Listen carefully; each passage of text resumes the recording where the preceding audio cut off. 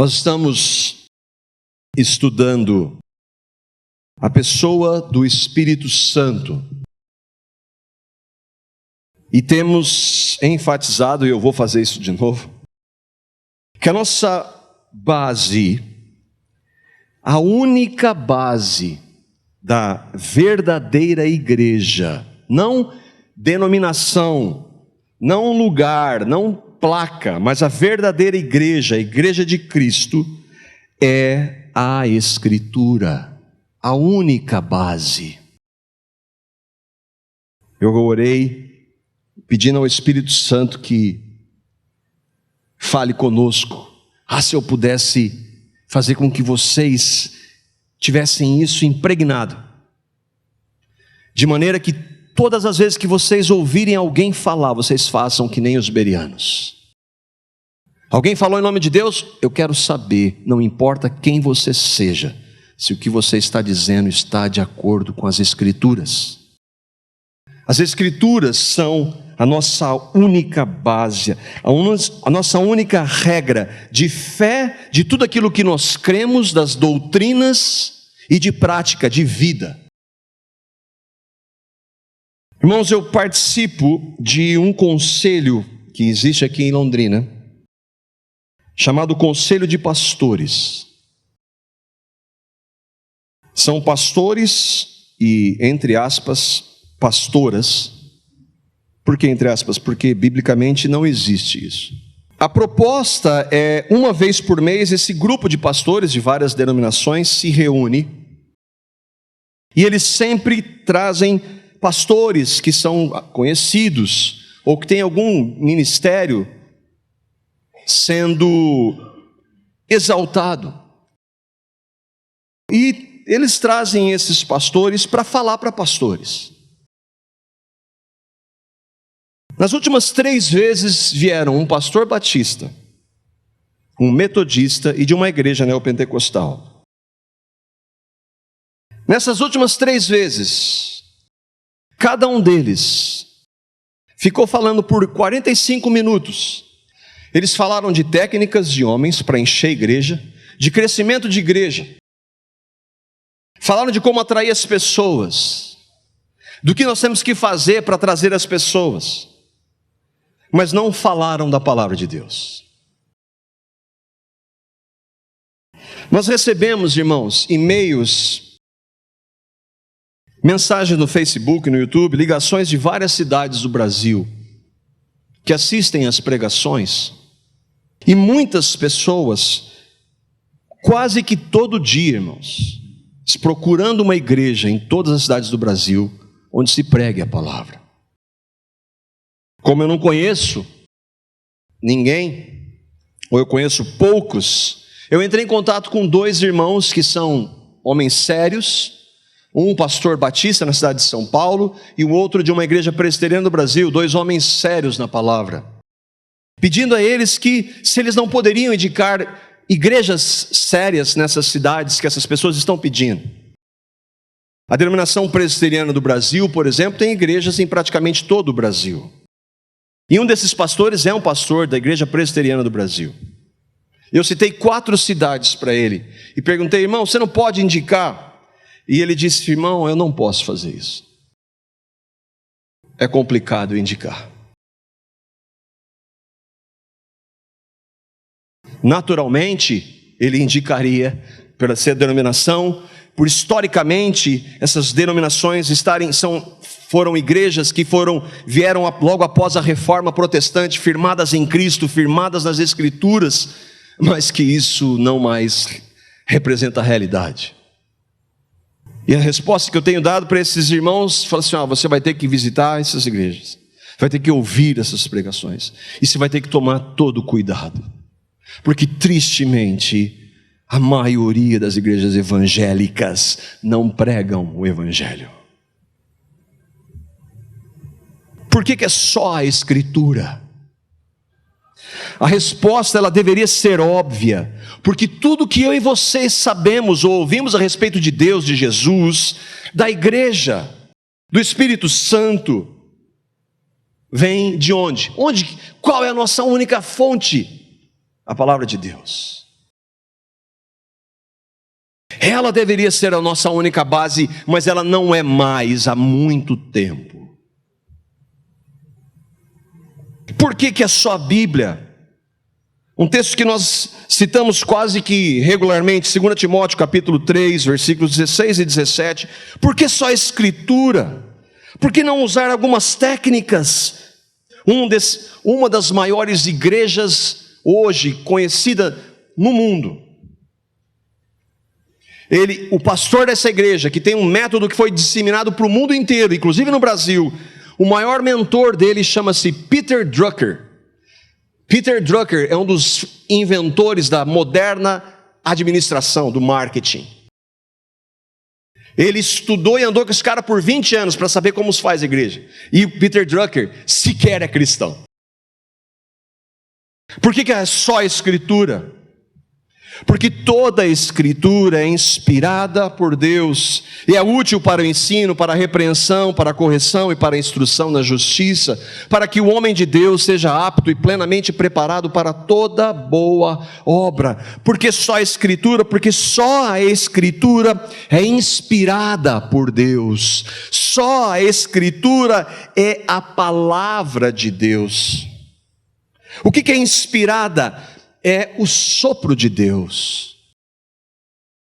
Deus usou, sim, Ele usou homens, mas foi Ele que dirigiu homens. A Bíblia não contém a palavra de Deus, como alguns dizem, a Bíblia é a palavra de Deus. Porque alguns dizem, nós temos que rever alguns textos, tem muita coisa errada. Não existe nada errado. Porque se houvesse erro, não seria palavra do Deus que não erra. Essa palavra, ela é útil para o ensino, doutrina.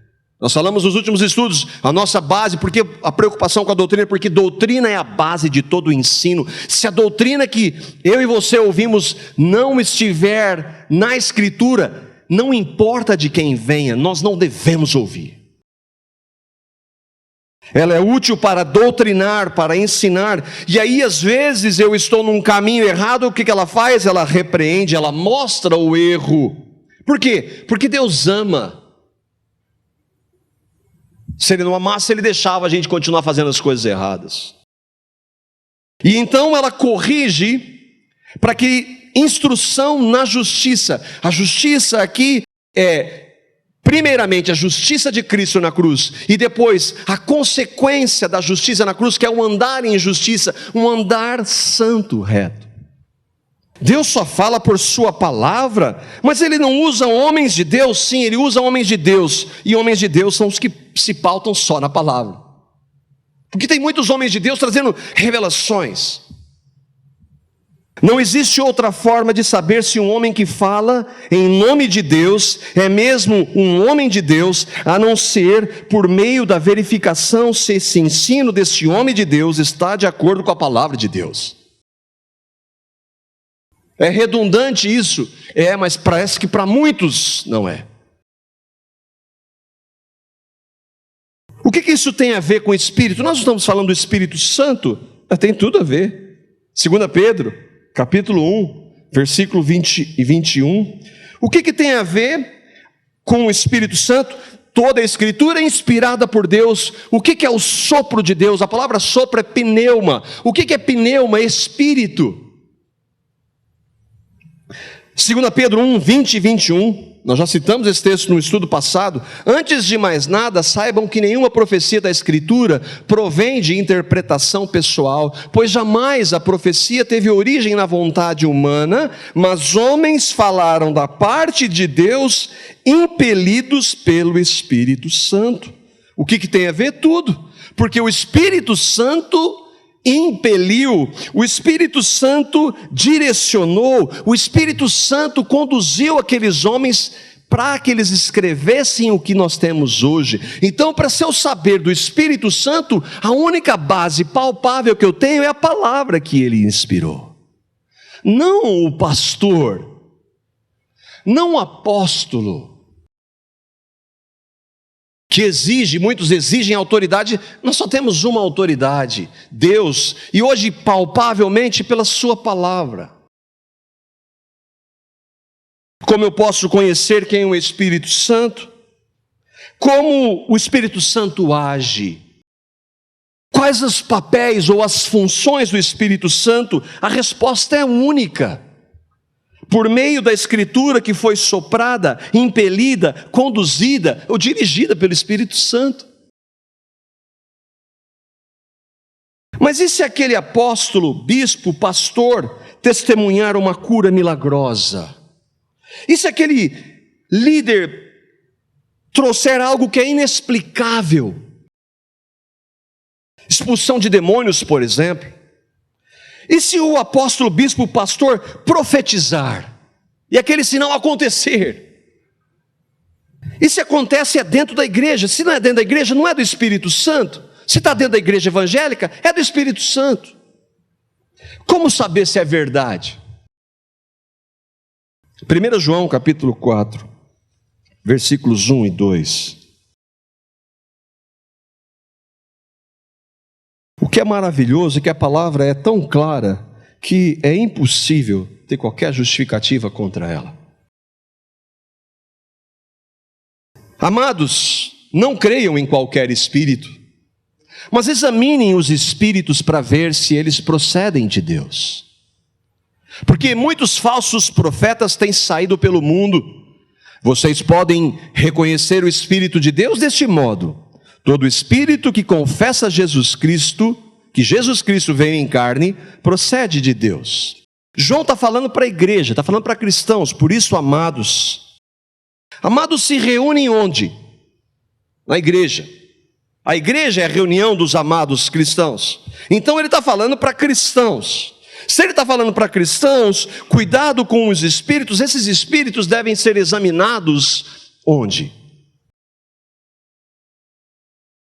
Você não vai ver um evangélico indo numa celebração lá no centro espírita. Não vai ver. Nem na missa. Vai ver na reunião da igreja. Ele está falando para irmãos: não creiam em qualquer espírito, inclusive na igreja. Examinem. Sabe o que examine significa no original? Prove, teste, analise. Ah, o pastor falou amém. Não. Pastor, você não falou o que está de acordo com a Bíblia, não importa qual o seu nível, a sua formação acadêmica, o seu conhecimento. Se o que o senhor disse não está de acordo com a Bíblia, não aceito. Ah, mas você não sabe quem eu sou uma autoridade. Pois é, a autoridade que nós temos é a Escritura, e ela manda eu testar você. E fica bravo. Se fica bravo, é um bom sinal. Paulo não ficou bravo quando os bereanos examinavam o que ele estava dizendo, ele era Paulo. Então, se o pastor ficar bravinho, já é um bom, há vários outros, mas já é um bom medidor. João está falando assim, para ver se eles procedem de Deus. Mas como examinar um espírito? Eu não estou vendo o espírito por trás daquilo. Ele faz uma associação, porque todo profeta, por trás de um profeta tem um espírito. Examinar o espírito é, portanto, o quê? Examinar o profeta. Tá, João diz que todo profeta que confessa que Jesus é Deus, fala pelo Espírito Santo. Então, se disser que Jesus é Deus, basta. Se aquele apóstolo, bispo ou pastor, falar que crê que Jesus é Deus, então basta pelo que João está dizendo. Sim ou não? Não. Alguém que fala com peso, Jesus, vai falar que não é só assim. Jesus está dizendo isso em Mateus capítulo 7, versículo 21 a 23. Mas ele confessa que Jesus é Deus, está dentro da igreja, falou que é do Espírito Santo. Então, amém. Olha o que Jesus está dizendo aqui. Nem todo aquele que me diz, Senhor, Senhor, entrará no reino dos céus, mas apenas aquele que faz a vontade de meu Pai que está nos céus. Muitos me dirão naquele dia, Senhor, Senhor, nós não profetizamos em teu nome, em teu nome não expulsamos demônios, em teu nome não realizamos muitos milagres. Jesus, poxa, então, falou no nome de Jesus, profetizou, fez milagres, expulsou o demônio, é dele. Apartai-vos de mim, eu nunca conheci vocês. Por quê? Porque vocês vivem na prática da iniquidade. É só discurso. O confessar que João diz, não é um falar da boca para fora. Um confessar é algo que é produzido pelo Espírito e que produz vida. E que transforma a vida, que transforma caráter, e que quando eu ver que eu estou errado à luz da Escritura, eu devo me humilhar e dizer, eu errei aqui, me perdoe. Nem todo que me diz, ou que confessa, Senhor, Senhor, Jesus, é Jesus que está dizendo aqui, irmãos, entrará no reino dos céus. Quem entra? Quem nasce de novo. Quem creu em Cristo, houve uma genuína conversão. Todo pastor nasceu de novo, misericórdia. Tem os enganados, tem aqueles que estão enganados e que se estão buscando o Senhor, o Espírito Santo vai dirigir. Mas tem vigarista, falsos profetas, mal intencionados. Eles devem ser provados, testados. Eles nunca creram em Jesus, porque eu não conheci vocês. Se Jesus, como é que nós conhecemos ao Senhor? Nascendo de novo, nascendo do quem? O que é nascer? Da água e de quem? Do Espírito Santo. Naquele dia, do dia do juízo, eles vão falar, Senhor, Senhor. E vão dizer o que fizeram, profetizaram, expulsaram demônios e fizeram milagres. Nós não sabemos se eles vão chegar naquele dia acreditando que fizeram ou se realmente fizeram. Mas espera aí, um falso profeta pode fazer sinais? Judas fez. Judas expulsou demônios, Judas fez milagres, Judas pregou arrependimento, mas ele era filho de quem? Nunca creu em Cristo, mas fez tudo que os verdadeiros apóstolos fizeram. Nós sabemos que aqueles que não entram no reino porque não nasceram do Espírito, portanto eles não são cristãos, e eles vivem na prática do pecado. Irmãos, o que fica claro aqui? Nenhum desses sinais são garantia da ação do Espírito Santo de Deus. Nenhum. E o que a gente vê hoje? É isso. Qual a ênfase hoje? É isso. O André leu aqui no começo, o Espírito Santo, o conselheiro que vier, ou o Consolador, ele me glorificará.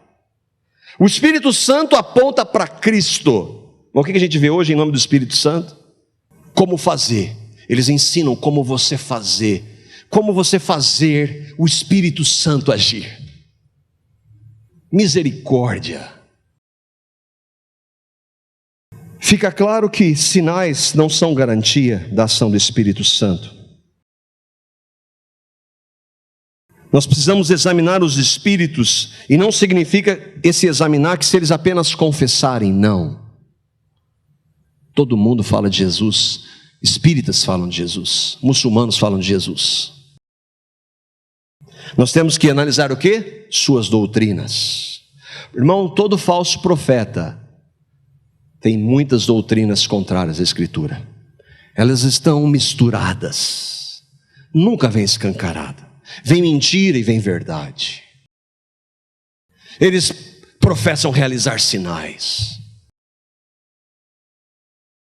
E irmãos, a vida desses homens não foi transformada. Só que a gente descobre até o dia que sai um escândalo. Eu já conversei isso com a minha mãe, que às vezes tem mania de ouvir alguns desses. Gosta de ouvir sempre a novidade, o vento de doutrina que vem. E já está claro que é um falso profeta. Mas precisa sair um escândalo daqui 2 anos para sair. Puxa, era mesmo. Não, mas não precisava disso. Porque se nós testássemos os profetas, os ensinos deles, a gente já saberia de antemão e não daria ouvido para eles. Por que isso? O que isso tem a ver com o Espírito Santo? Porque alguns de vocês, daqui que estão congregando, e alguns desses que têm assistido e ouvido, já participaram desses grupos. Eu já fui um desses, irmãos. Eu já fui nisso aí. Eu já busquei isso aí. Então a gente tem que tratar disso. Porque em alguns círculos pentecostais, neopentecostais, eles vão dizer que igrejas tradicionais, como a comunidade seria uma delas, não tem o Espírito Santo. O Espírito Santo é um Espírito Santo. Santo é separado de tudo que é do mundo, inclusive do homem como centro. Tudo que essas igrejas oferecem são técnicas humanas e que enche igreja, e se enche igreja, pastor gosta. Acontece que para aceitarmos ou não essas alegações, nós precisamos de um referencial. Qual é o nosso referencial? É a Escritura. Não são novas revelações, não são sinais e prodígios, nem o poder do Espírito, entre aspas, como se é entendido em muitos círculos. Eu estou falando de pentecostal, mas hoje tem igreja tradicional fazendo a mesma coisa que pentecostal ou neopentecostal faz. Mas você não crê nos dons do Espírito? É claro que eu creio. É claro que nós cremos nos dons do Espírito Santo. Nós cremos no batismo do Espírito Santo? É claro que nós cremos. Na manifestação do Espírito? Claro que nós cremos. Com base no quê? Na Escritura, porque ela diz isso. Porque ela mostra isso. Só que se nós compararmos o que a Escritura diz com o que se diz que acontece aí, há uma diferença muito grande. A questão é saber se esses dons do Espírito Santo, ou se o batismo no Espírito Santo defendido por eles, ou se as manifestações do Espírito defendidas por eles são pautadas exclusivamente nas Escrituras, e a resposta é não. Isso é não, nós não aceitamos. Pode chover milagre. Bom, essa é a introdução. É por isso que a gente vai ver como é que se manifesta o poder do Espírito Santo. Como é que esse poder se manifesta? O que a gente já viu até aqui? Primeiro nós vimos que o Espírito Santo é uma pessoa da Trindade, Deus Pai, Filho e Espírito Santo. Nós cremos, apesar de não entendermos, cremos que um Deus, um único Deus, três pessoas, e que Ele é Deus e que é Ele quem revela o Evangelho. Nós vimos, texto que o André leu no início, que é Ele quem convence do pecado, da justiça e do juízo, mostra que quem revela o Evangelho é a pessoa do Espírito Santo. E vimos também que Ele não somente revela, mas Ele transforma a vida daqueles que por Ele são revelados. O Espírito Santo transforma vidas. E vidas transformadas pelo Espírito Santo não vivem na prática da iniquidade, como Jesus disse para os falsos profetas. Significa que cristãos transformados pelo Espírito Santo não pecam? Não, nós cometemos pecados, mas nós não vivemos na prática do pecado, prática contumaz, mesmo sabendo que aquilo é claramente um pecado. Não. O Espírito Santo é quem nos conduz. O Espírito Santo é uma pessoa, daí então nós temos uma relação com Ele. E muito do que se vê hoje parece que o Espírito Santo é uma força, é um poder impessoal. Não, é uma pessoa. E pessoa implica em relacionamento, que envolve o quê? Uma comunicação clara. Qualquer comunicação ou qualquer relacionamento envolve comunicação clara. Então há um propósito também. O Espírito Santo age de maneira ordenada. Há ordem no Espírito Santo. Não há bagunça. Há coerência. Nós vamos compreender, nós vamos entender. E o objetivo do Espírito Santo é formar o caráter de Cristo em nós. E é edificar a igreja. Tudo isso implica em relacionamento, tudo isso tem um propósito claro. Então qualquer manifestação que não tenha sentido, explicação, e que não promova o caráter de Cristo individualmente e a edificação da igreja coletivamente, tem alguma coisa errada. E essa é uma frase do pastor Glênio: tudo que não for de glória para Deus, pé atrás. Muito barulho é glória para homem, pé atrás. O objetivo do Espírito é glorificar a Deus. O que significa a palavra poder? E aqui não é para mostrar conhecimento, para a gente poder entender. Porque o Novo Testamento, nós já falamos algumas vezes, foi escrito em grego, e a palavra é dunamis. E daí vem, por exemplo, a palavra dinamite. É poder. Esse poder, ele é uma força, uma ação de uma pessoa, e é a capacitação de uma pessoa. O que acontece hoje, em nome do poder, é que essa palavra, ela está focada especialmente em curas e sinais. Ela está focada, poder é alguém chegar para mim, que nunca me viu, e falar assim, vai acontecer isso na sua vida, Deus está me falando.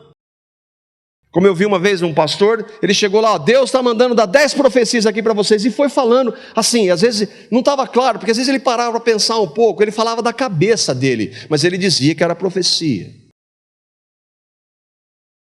Expulsão de demônios, línguas estranhas, nós vamos entrar nisso com detalhes daqui a algum tempo. Cair no Espírito. Poder do Espírito é um homem pegar o seu paletó e jogar e todo mundo cair. Isso é poder do Espírito. Base bíblica para isso existe? Não, nenhuma, zero. Mas isso acontece. Visões, sonhos, quase tudo que não pode ser explicado e que acontece em um culto é ação do Espírito. Dente de ouro. Quem aqui já ouviu falar da época do dente de ouro? Vocês já ouviram? Quem não sabe, existia uma época que o Espírito Santo estava dando dente de ouro para as pessoas na igreja. Isso forma o caráter de Cristo e edifica a igreja. Pó de ouro, pozinho de ouro. A pessoa começava a cair um pozinho de ouro na mão. Gravetos brilhando. Uma vez eu estava conversando com um rapaz, ele era evangélico. Eu trabalhava com ele há algum tempo atrás numa empresa. Ele era alguém que ele estava ali sempre trabalhando, pornografia na internet e mentia toda hora. Mas ele ia para o monte para ver o graveto brilhar. Eu falei assim, querido, qual é o propósito disso? Isso é para a glória de Deus. Glória de Deus é ver o graveto brilhar enquanto você acessa a pornografia e mente para o seu chefe. Isso é poder de Deus. Pessoas rindo, chorando, gritando, pulando, correndo, rolando, imitando animais, é tudo do Espírito. Significa que a gente não se emocione? Emoção é humana, irmãos. Às vezes nós choramos por ver verdades maravilhosas da palavra, que são reveladas, iluminadas pelo Espírito Santo, mas a reação é humana. E tudo que for produzido pelo homem para gerar isso não é do Espírito Santo. Qualquer técnica para fazer isso não é ação do Espírito. O Espírito Santo é Deus, Ele é soberano, Ele age quando Ele quer, como Ele quer, onde Ele quer. O homem não manda no Espírito Santo. É verdade que o poder do Espírito Santo se manifesta também com os sinais. Mas se você não crê nada disso, é claro que eu creio, irmãos. Por quê? Porque a Escritura diz. Nós vemos manifestações poderosas do Espírito Santo, do poder do Espírito Santo. Por exemplo, Lucas capítulo 4, versículo 36.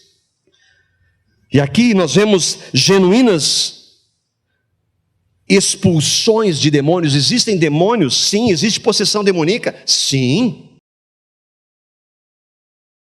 Só que alguns desses que estão aí na TV é patético.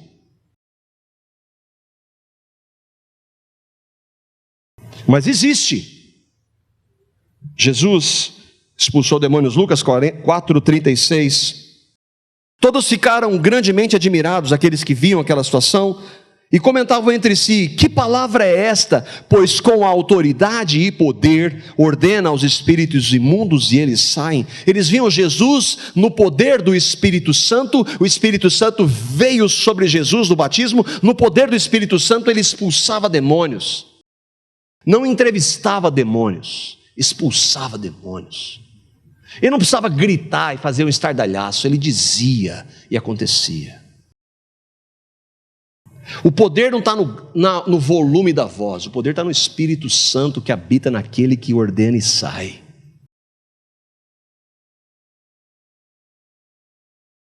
Jesus curava, curas produzidas com poder. Lucas 6, um pouquinho à frente, versículo 19. Vendo os sinais, milagres que Jesus fazia, e todos da multidão procuravam tocá-lo, tocar em Jesus, porque dele saía poder. Note que as pessoas tocavam e o poder do Espírito Santo curava.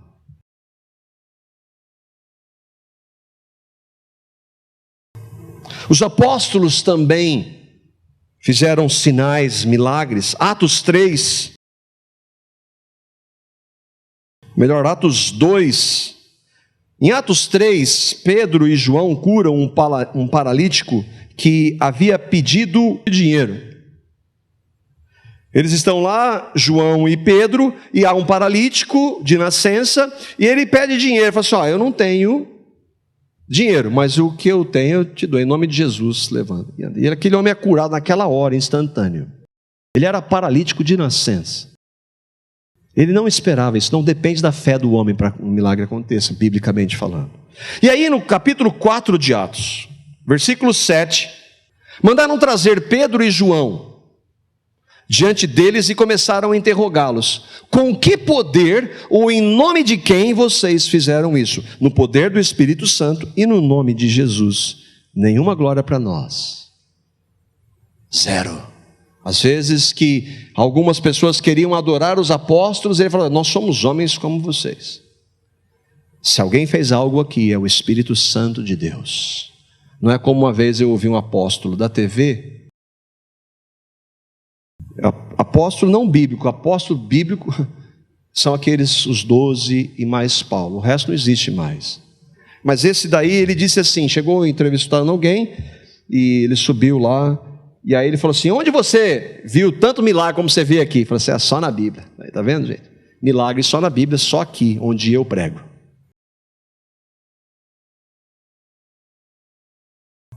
É inegável que manifestações poderosas do Espírito Santo ocorreram. Jesus fez, os apóstolos fizeram, Estevão, diácono Estevão, também realizou. Atos capítulo 6, versículo 8. Estevão, cheio de graça e poder, fazia prodígios e grandes sinais entre o povo. Onde estava o poder? Estava quando os apóstolos, dizendo que eles iriam se dedicar à oração e à pregação da palavra, eles mandaram escolher 7 homens, o quê? Cheios do Espírito Santo. Como é que você vê homens cheios do Espírito Santo? Você vê no caráter deles, na transformação que o Espírito Santo faz. E o Estevão era um desses.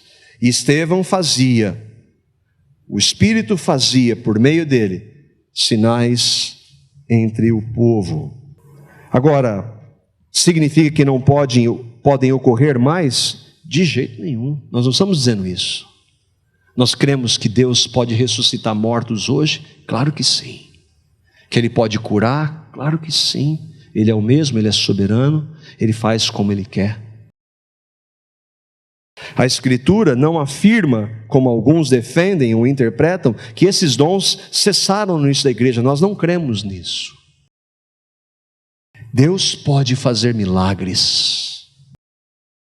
Eu já vi milagres, inclusive com pessoas aqui. Coisas que eram inexplicáveis. Milagre. Mas isso não significa de maneira nenhuma que devamos aceitar os milagres e sinais, todos eles que acontecem hoje. E dizer que tudo isso é ação do Espírito Santo só porque foram produzidos por um apóstolo, bispo ou pastor, só porque aconteceram dentro da igreja ou foram feitos em nome de Jesus. Porque nós vimos que Jesus disse exatamente que esses 3 tipos de manifestações não são garantias de que é Ele quem está agindo. Outro ponto que é fundamental é que o poder dos milagres descrito na palavra de Deus era instantâneo e inquestionável. Não dependia da fé do receptor. Não eram tentativas. Vamos orar aqui, quem foi? Você faltou fé, você foi curado, fui eu que curei. E a cura não é unha encravada. Não é eu estava com uma dor aqui, não. É milagre. morto ressuscitando, paralítico andando, cego vendo, instantaneamente. Isso se é desse jeito, se está firmado em Cristo, dentro do ensino de Cristo, então nós cremos que vem dele. Mas aí nós vamos ter que comparar muito o que acontece para ver se passa por esse crivo. E eu desafio você a fazer isso. A questão é, o que acontece hoje é igual aos relatos bíblicos? O poder que se diz em nome do Espírito Santo é igual. Ainda que fosse, para verificar a autenticidade e a origem desses sinais, nós temos que utilizar as ferramentas de João. Testar o Espírito. Se estiver acontecendo, tem que testar. Só que as pessoas não fazem isso. Tem alguma coisa acontecendo sobrenatural ali e vai todo mundo. Sobrenatural. E lota. A verdade é que os únicos sinais que nós devemos aceitar sem nenhum questionamento são os descritos na Escritura. Por quê? Porque eles estão na Escritura. Escritura é a palavra de Deus, então eu creio neles. Mesmo nunca tendo visto, creio. E creio que Deus pode fazer. Mas sinais não significam ação do poder do Espírito Santo de Deus. Nós estamos falando como o Espírito Santo manifesta o seu poder. Essa ênfase nesse aspecto do poder é uma ênfase, mas a outra.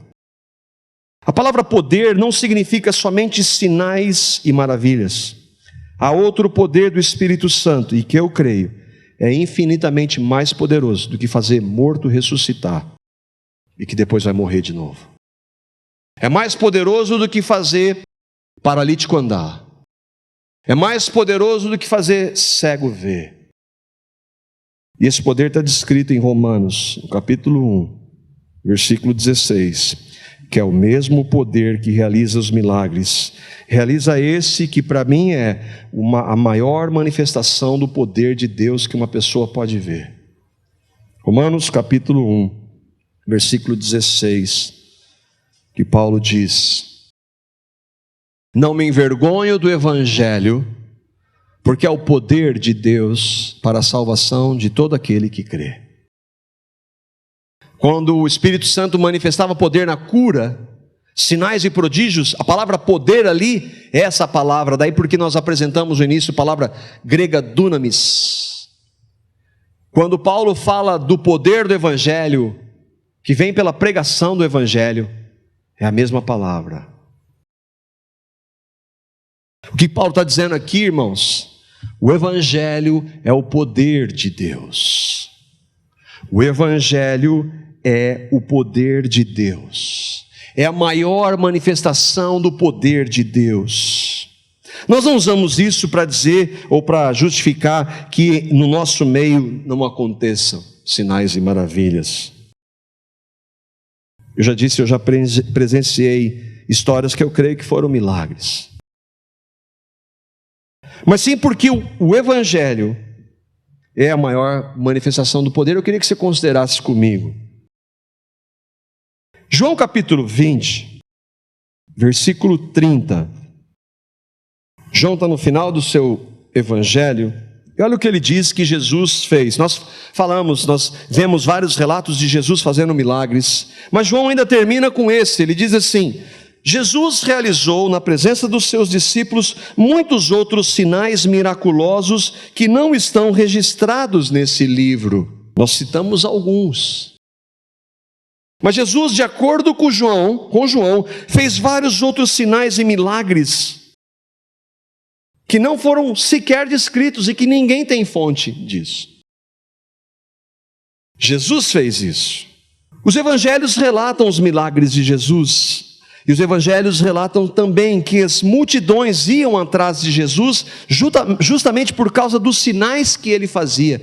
João 6,2 diz: as pessoas iam atrás de Jesus por causa dos sinais e milagres que ele fazia.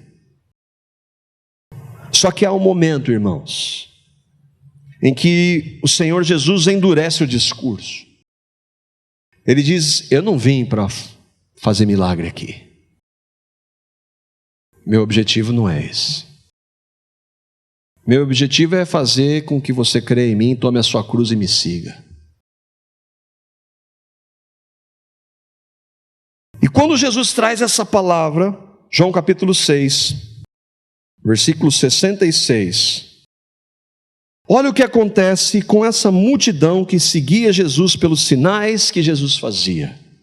Depois de trazer um discurso pesado e duro, e que não envolvia aquilo que as pessoas queriam, e que coincidência, parece que é o que acontece hoje. Que é cura, saúde e prosperidade. Jesus disse que, apesar de fazer isso, esse não é o objetivo principal. E ele endurece o seu discurso, a sua pregação. E daquela hora em diante, muitos dos seus discípulos voltaram atrás e deixaram de seguir Jesus. Possivelmente, muito possivelmente, muitas daquelas pessoas que o seguiam foram curadas, mas isso não as impediu de abandonarem a Cristo. Não impediu de Judas rejeitar a Cristo, mesmo fazendo milagres em nome dele. Jesus disse nos 10 leprosos, ele cura 10, Deus é soberano, ele cura os 10, ele sabe que um vai voltar, e volta por ação dele. Por que os outros não voltaram? Todos foram curados. Porque isso indica que ele queria Cristo, não o que Cristo faz. Onde estão todas essas pessoas que Jesus curou e que o seguiram e que o abandonaram? Onde estão essas pessoas hoje? Estão mortas, morreram, e se deixaram de segui-lo, abandonaram a Cristo, estão condenadas, mesmo tendo sido curadas pelo poder do Espírito Santo na pessoa de Jesus. Foram curadas e rejeitaram a Cristo. Por outro lado, houve inúmeras pessoas que, dentre elas, os próprios apóstolos, discípulos que não receberam curas, mas creram no poder do Evangelho. Todos os apóstolos morreram por amor a Cristo. Não reivindicaram a autoridade, morreram, foram martirizados por amor a Cristo. Isso é poder. E esse é o poder do Espírito Santo que eu quero para a minha vida. Qual é o maior? Eles creram no Evangelho mesmo sem receber. E quantos na história da igreja morreram doentes, pobres, mas jamais negaram a Cristo? Não receberam milagres, o poder que se enfatiza, mas receberam o Evangelho, que é o poder de Deus para a salvação eterna. Esse Evangelho de Cristo que tem o poder de fazer pessoas que não buscavam a Deus, eu e você, que amávamos o pecado, eu e você, que estávamos mortos em nossos delitos e pecados, eu e você. Muitos de nós somos assassinos, estupradores, prostitutas, pedófilos, homossexuais, ladrões. Eu não fui nada disso, mentirosos, eu e você. Se essas pessoas recebessem a cura no poder, sem crer no Evangelho, vão para o inferno. Podem ser curadas fisicamente. Nós cremos que Deus pode fazer? Pode. Mas essa não é a maior manifestação do poder de Deus. O poder de Deus é o Evangelho. E Evangelho é morte e ressurreição. Evangelho é quando o Espírito Santo vem e fala com você que você é um pecador e que você se arrepende, coloca o seu rosto no chão e diz: eu sou isso, meu Deus. Eu sou um pecador, eu não posso mudar, mas o Senhor me amou mesmo sendo quem eu sou. Não buscava, não queria, amava o meu pecado, o Senhor me revelou. Cristo fez na cruz, foi feito por mim. Eu recebo o teu poder na pessoa do teu Filho. Essas pessoas que não receberam curas, ouviram o Evangelho, o Espírito Santo, o dunamis, o poder de Deus, revelou a elas que elas eram pecadoras. que elas estavam separadas de Deus. Mas essas pessoas creram em Cristo e Cristo começou a transformar a vida delas. E ainda que não recebam curas, e ainda que algumas morram de câncer, nós vemos Cristo na vida dessas pessoas, no caráter delas, sendo melhores pais, melhores cônjuges, filhos, que testemunham lá fora, que podem ser aleijados fisicamente, mas não espiritualmente. Vocês já ouviram falar da Joni Eareckson Tada? Sugiro que vocês ouçam. Coloca lá no Google, Joni Eareckson Tada, e vai ver quem é essa mulher. E depois você vai pedir misericórdia para Deus, às vezes que eu e você reclamamos por não receber algumas coisas que nós gostaríamos. Essa mulher não recebeu cura, mas o poder que tem na vida dela é muito maior do que cura física. É só olhar para o testemunho dela e vê-la pregando a palavra. Irmãos, qual das manifestações de poder do Espírito Santo é maior?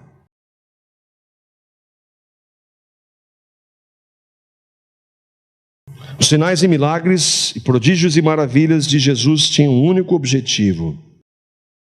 Lembra que João disse que Jesus fez muitos sinais, muitos milagres que sequer estão descritos? No versículo 31, João 31, e nós vamos terminar aqui. Ele diz qual era o propósito de Jesus fazer o que fez.